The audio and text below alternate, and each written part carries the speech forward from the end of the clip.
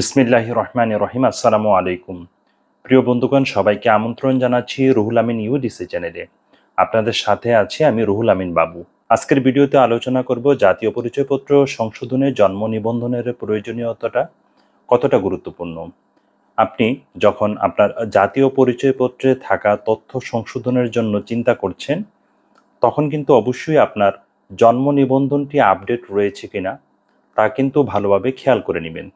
আপনি যখন জাতীয় পরিচয়পত্রের তথ্য সংশোধনের জন্য অনলাইনে আবেদন করবেন, সেক্ষেত্রে কিন্তু আপনার ডিজিটাল জন্ম নিবন্ধনের প্রয়োজনীয়তাটা খুব বেশি গুরুত্বপূর্ণ।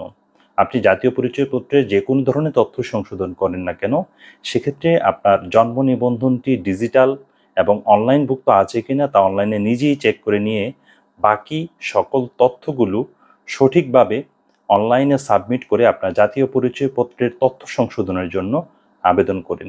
এক্ষেত্রে আপনি সঠিক তথ্যের মাধ্যমে যদি অনলাইনে জাতীয় পরিচয়পত্র তথ্য সংশোধনের জন্য আবেদন করেন, তা দ্রুতই সংশোধন হয়ে যাবে।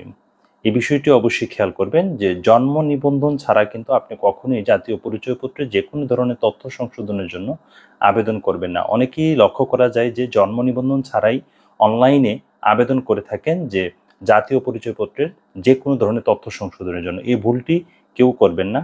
আপনি জাতীয় পরিচয়পত্রের ছোট হোক বড় হোক যে কোনো ধরনের তথ্য সংশোধন করেন না কেন, আপনার জন্ম নিবন্ধনটি অনলাইনভুক্ত রয়েছে কিনা তা চেক করে সঠিকভাবে তথ্যগুলো দিয়ে আপনি অনলাইনে আবেদন করবেন। এ হচ্ছে আজকের ভিডিও।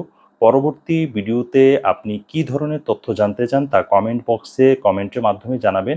আপনার কমেন্টের মাধ্যমেই পরবর্তী ভিডিওটি তৈরি করা হবে। সে পর্যন্ত ভালো থাকুন। আর আমার চ্যানেলে যারা নতুন দর্শক রয়েছেন, অবশ্যই চ্যানেলটি সাবস্ক্রাইব করে পাশে থাকা বেল আইকনটি বাজিয়ে রাখবেন।